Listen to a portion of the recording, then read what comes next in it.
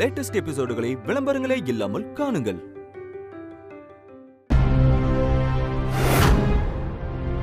வாங்க தம்பி, வேண்டுதலை நிறைவேற்ற முடிவு பண்ணிட்டீங்களா? ஆமாங்கய்யா, நீங்க தான் என்ன ஆசீர்வாதம் பண்ணணும். தம்பி, இது தெய்வ சன்னதி. அந்த ஆத்தா காலில் மட்டும்தான் உழணும், அவகிட்ட மட்டும்தான் சரணடையணும்.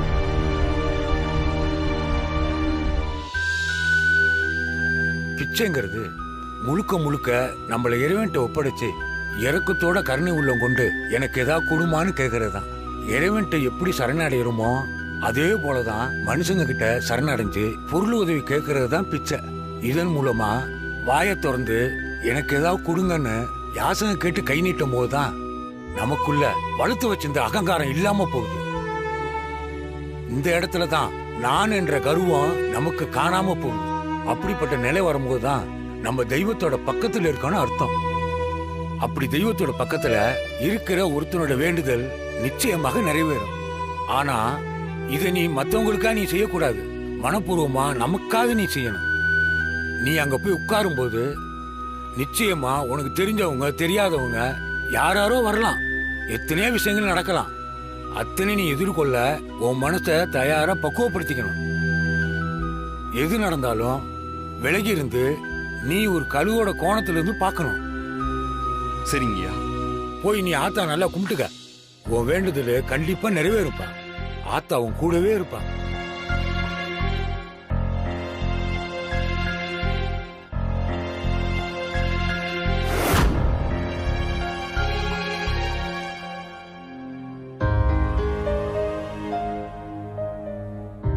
ஆராரீரோ பூங்கொடியே, செல்லமான கண்மணியே, தோல் சாய்ந்து நான் தூங்க வந்து வீடு மாறுதமே.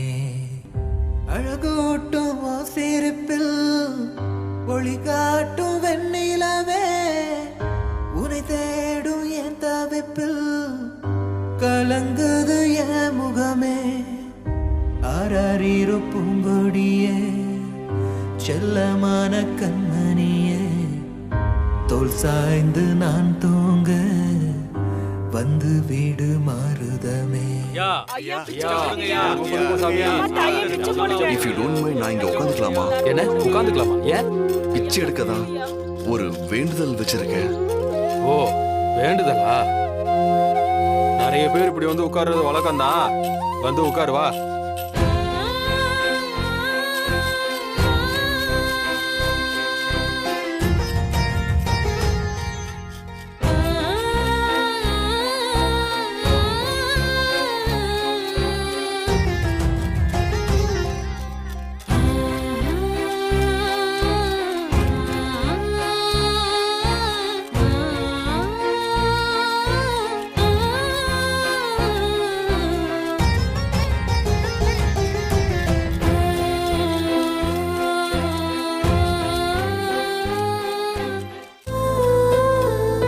ஏன்பா, நீ என்ன இங்க வேலைக்கா வந்து ஜாயின் பண்ணிருக்க? இல்ல, புரியல. இதுல புரியறதுக்கு என்ன இருக்கு? வாய் விட்டு அம்மா தாயே ஏதாச்சும் தர்மம் பண்ணுங்கம்மான்னு கேட்கணும். நீ என்னடானா அப்படியே நீட்டிக்கிட்டே இருக்க. அவங்களா வந்து உன்னை பார்த்து மனசிறங்கி பிச்சை போட்டு போயிருவாங்கன்னு நினைக்கிறியா? வாயை திறந்து ஐயா தர்மம் போடுங்க ஐயா, மகாபிரபுவே காசு போடுங்க ஐயா, உங்க காசு தான் என்ன காப்பாத்தும்னு சொல்லணும். தர்மம் போடுங்க, வயிறு பசிக்குது யான்னு வாயை விட்டு கதறணும். அப்படியே கண்ணுல இருந்து தண்ணி வரணும். நான் எல்லாம் பாதி நேரம் எப்படி நடிச்சு ஆக்ட் கொடுப்பேன்னு தெரியுமா? தம்பி, அங்க ஒருத்தர் வர இருப்பர் விலையும் சொல்லியுமா, அவர்கிட்ட எப்படி கேக்குறேன்னு பாரு. ஐயா மகாபிரபுவே, தர்மபிரபு, என் கடவுளே நீங்க தான்யா. உங்களை பார்க்கும்போது உங்க முகத்துல கருணை அப்படியே பொங்கி வழியுதியா. ஐயா, உங்களை மாதிரி ஆளுங்களாலதான் இந்த உலகத்துல மழையே பெய்யுதியா.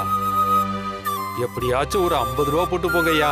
தர்மபிரபுவே, பாரி வல்லலே, நீங்க பாரிக்கு பக்கத்து வீட்டுல இருக்கிற ஒரு மாதிரியே இருக்கீங்க ஐயா.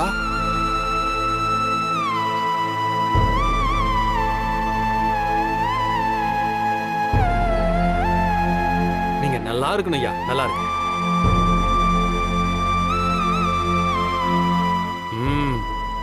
எப்படி பார்த்தல்ல, மனுஷங்களை புகழ்ந்துகிட்டே இருந்தா நமக்கு வேணுங்கிறது கிடைச்சுக்கிட்டே இருக்கும்.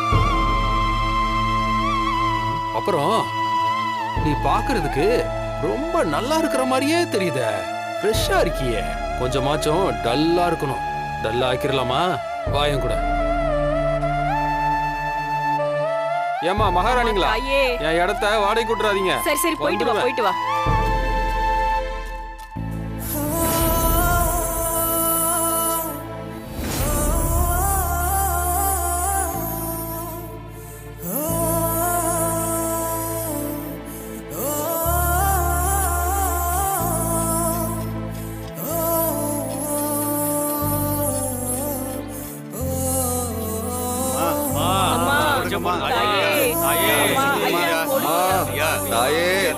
தர்மம் பண்ணுங்களேன். எங்க பாக்க பாவமா இருக்குங்க. ஏதாவது காசு போட்டுட்டு வாங்க.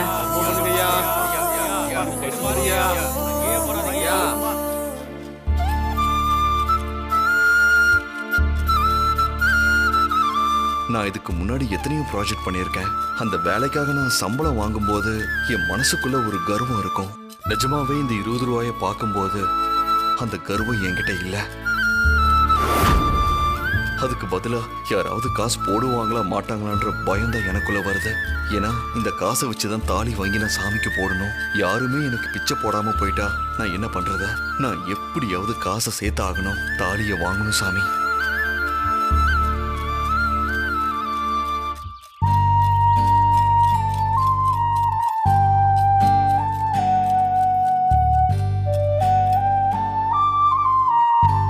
அம்மா தாயே தர்மம் பண்ணுங்கம்மா. நன்றிம்மா. அம்மா தர்மம் பண்ணுங்கம்மா. நல்லா இருப்பீங்கம்மா. தாயே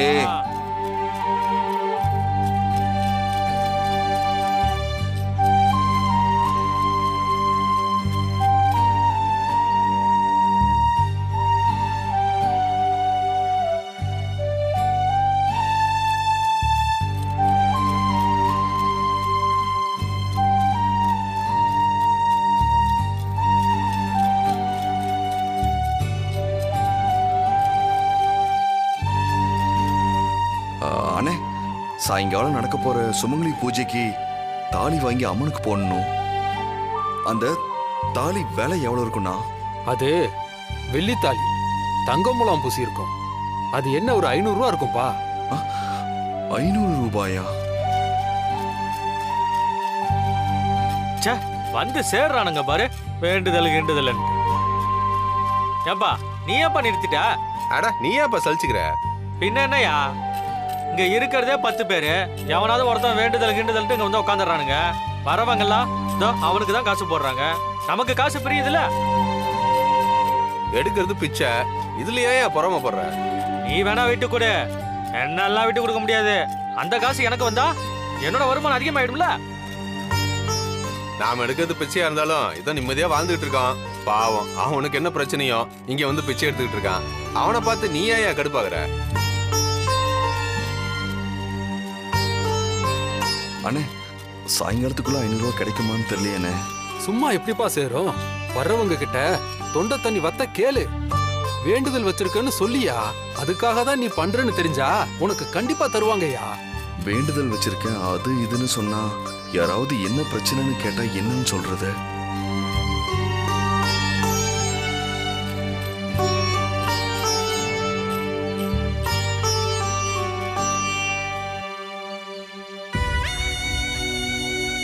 ஐயா, உங்க செருப்பு விட்டுட்டு போங்க, நான் நல்லா தொடச்சு வைக்கிறேங்க. சரிப்பா.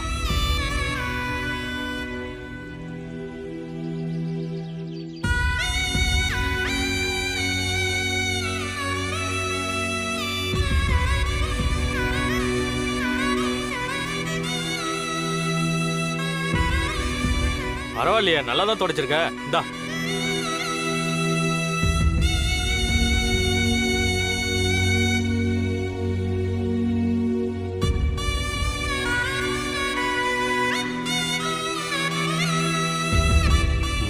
பரவாயில்லையே, சும்மா உட்கார்ந்துட்டு இருக்கிற நேரத்துல ஒரு தொழில பிடிச்சிட்டப்பா.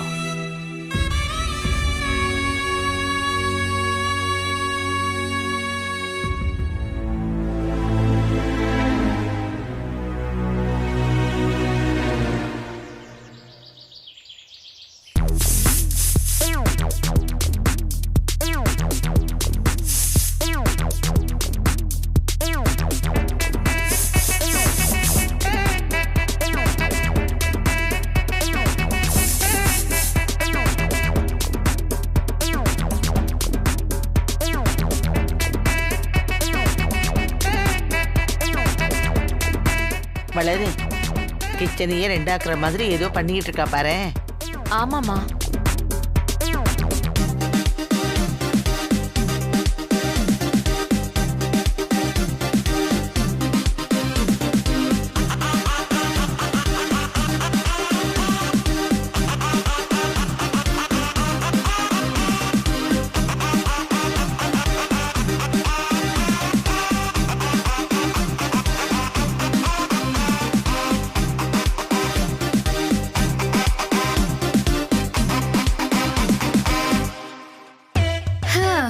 இந்த வீட்ல எல்லாத்தையும் நானே பண்ண வேண்டியதா இருக்கு. ஒருத்தரும் ஹெல்ப்புக்கு வரல. அடிப்பாவி அண்ணி இதெல்லாம் ரொம்ப ஓவர். அம்மா, ஏதாவது ஹெல்ப் வேணுமான்னு கேட்டதுக்கு வேம்பு சாருக்கு நானே என் கையால செய்வேன்னு சொல்லிட்டு இப்ப என்ன போட போறான்னு பாருமா. நல்லா புழுகு முட்டையா இருக்காமா. பாட்டி நானும் கேட்டேன் பாட்டி, கிட்டே வராதுன்னு சொல்லிட்டாங்க. என்னமோ இவங்க சமைச்சாதான் அவங்க வேம்பு சாருக்கு ரொம்ப பிடிக்குமா. ஏமா அப்படி என்னமா சமைச்ச? சொல்லக்கூடாது பாட்டி, கண்ணு பட்டுரும். ஆமா அண்ணி, எங்களுக்கெல்லாம் கிடையாதா? இருக்கு, ஆனா வேம்பு சார் வந்ததுக்கு அப்புறம் தான். அதெல்லாம் முடியாது. இப்பவே எங்களுக்கு டேஸ்ட் பண்ண நீ கொடுத்தே ஆகணும். உங்களுக்கு தராமையா? கண்டிப்பா தருவேன் சித்தி. அதான் பொம்மைங்கிறது.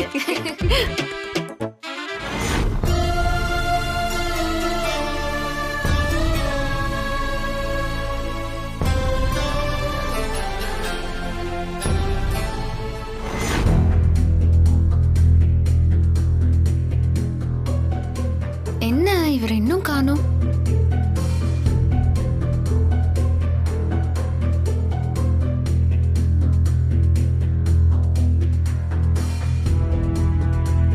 கோயில்ல பூசாரி கிட்ட ஏதோ பேசிட்டு இருந்தாரு.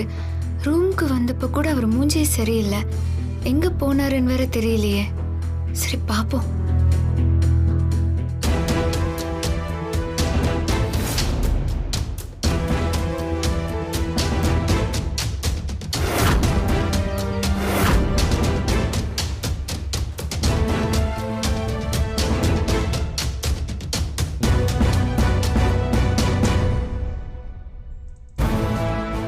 மிஸ்டர் தர்மாக்கு கால் பண்ணனும். இன்னைக்கு அப்பாயின்ட்மென்ட் ஃபிக்ஸ் பண்ணிட்டு அவரை போய் பார்த்துடலாம். சரிங்க.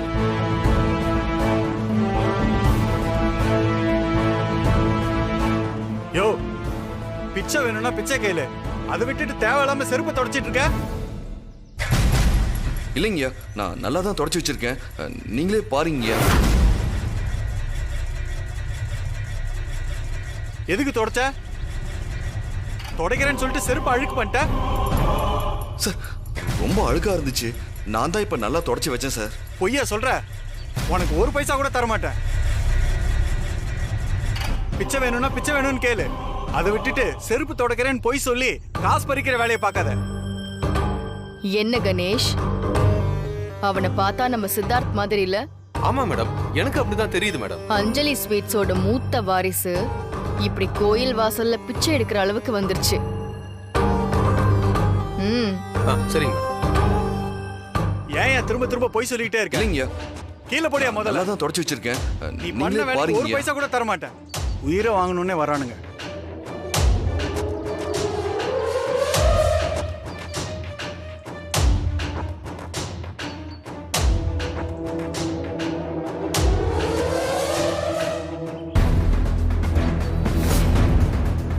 என்ன சித்தார்த், எதுக்கு இந்த வேலையெல்லாம் பண்ணிட்டு இருக்க? புரியுது, உன் கூட சுத்துவாளே அந்த அதிரச பொம்மி, அவ ஒண்ணு கடக்க ஒண்ணு வேண்டிக்கிட்டு கடைசியில உன்னை இங்க உட்கார வச்சிட்டாளா? இல்ல உண்மையிலேயே நீ இந்த நிலைமைக்கு வந்துட்டியா? வழக்கமா நீதான் கிடந்து துள்ளுவ. என்ன இன்னைக்கு ரொம்ப அமைதியா இருக்க?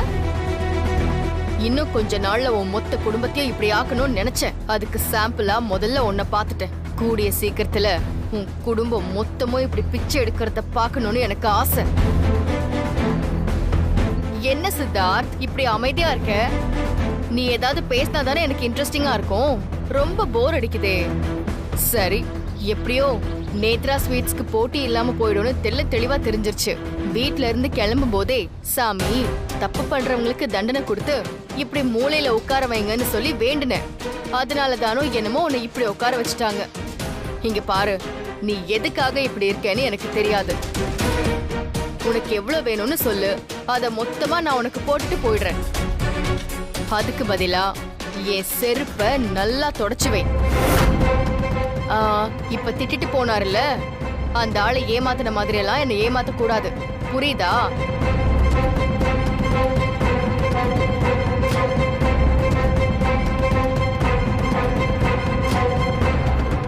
இந்தா. ஏமா இப்படி பண்றீங்க? அவர் பாட்டுக்கு பேசாம செவனேன்னு தானே இருக்காரு, எதுக்கு இப்படி பண்றீங்க? நான் தான் பேச சொல்றேன்ல, அவர் பேசலன்னா நான் என்ன பண்ண முடியும்? உன் வேலை என்னமோ அதை மட்டும் போய் பாரு. செருப்பு சும்மா பளபளன்னு மின்னணும், அழகா தொடச்சு வைக்கணும், சரியா? அப்புறம் செருப்பு பத்திரம், காஸ்ட்லியான செருப்பு. சேஞ்ச் ஏதாவது இருக்கா?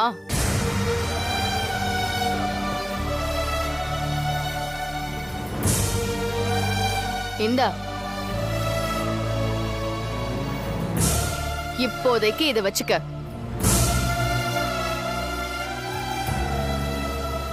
நீ அங்க போய் உட்காரும் போது நிச்சயமா உனக்கு தெரிஞ்சவங்க தெரியாதவங்க யாராரோ வரலாம், எத்தனையோ விஷயங்கள் நடக்கலாம். எது நடந்தாலும் விலகி இருந்து நீ ஒரு கழுவோட கோணத்துல இருந்து பார்க்கணும்.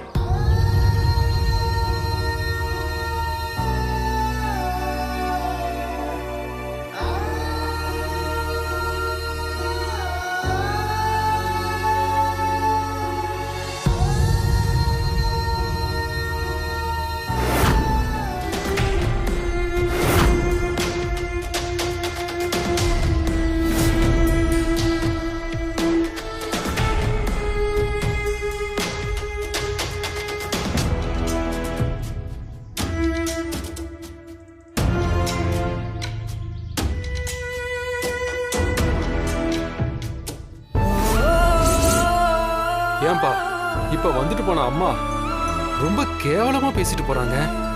நீ எதுவும் பேசாம செருப்பையும் தொடச்சு கொடுத்துட்டு காசையும் வாங்குற. மனுஷன்னா ஒரு சூடு சொரண மானம் வெக்கம் ரோசா இருக்கணும்யா. எங்களெல்லாம் யாராவது ஒரு சுடு சொல்லிட்டா ₹1 கூட பிச்சை வாங்க மாட்டோம்யா. என்னப்பா இதுக்கும் அமைதியா இருக்க? நீ பிச்சை எடுக்க வந்திருக்கியா இல்ல தவம் பண்ண வந்திருக்கியா? நான் எப்படி சொல்றது? என் பொண்டாட்டி உசுரை காப்பாத்துறதுக்காக நான் இங்க வந்து உக்காந்துருக்கேன்னு.